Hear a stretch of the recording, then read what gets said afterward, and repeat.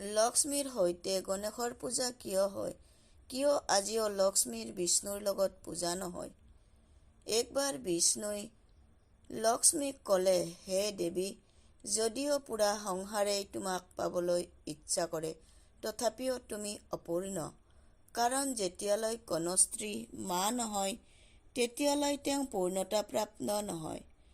এইটো শুনি মা লক্ষ্মীৰ বৰ দুখ লাগিল আৰু সকলো পীড়াৰ কথা তেওঁ পাৰ্বতীৰ আগত ক'লে আৰু তেওঁৰ দুজন পুত্ৰৰ ভিতৰত গণেশক তেওঁ গোদ লোৱাৰ কথা ক'লে।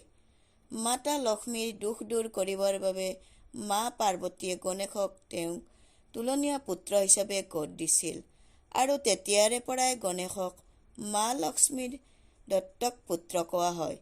গণেশক পুত্ৰৰূপে পাই মা লক্ষ্মী বহুত প্ৰসন্ন হয় আৰু এই খুচিতেই গণেশক আশীৰ্বাদ দিয়ে যে পৃথিৱীত যেতিয়ালৈকে মোৰ লগতে তোমাৰো পূজা নকৰে, তেতিয়ালৈ মই তাৰ ওচৰত নাযাওঁ। সেইকাৰণেই লক্ষ্মীক তেওঁৰ দত্তক পুত্ৰ গণেশৰ পূজা সবাতোকৈ আগতেই কৰা হয়। ইয়াৰ বাহিৰেও লক্ষ্মী বৰ চঞ্চলা, গতিকে লক্ষ্মীক চম্ভালিবৰ বাবে বহুতো বুদ্ধিৰ প্ৰয়োজন হয়, যিটো নেকি গণেশৰ পৰাই প্ৰাপ্তি হয়। নমস্কাৰ।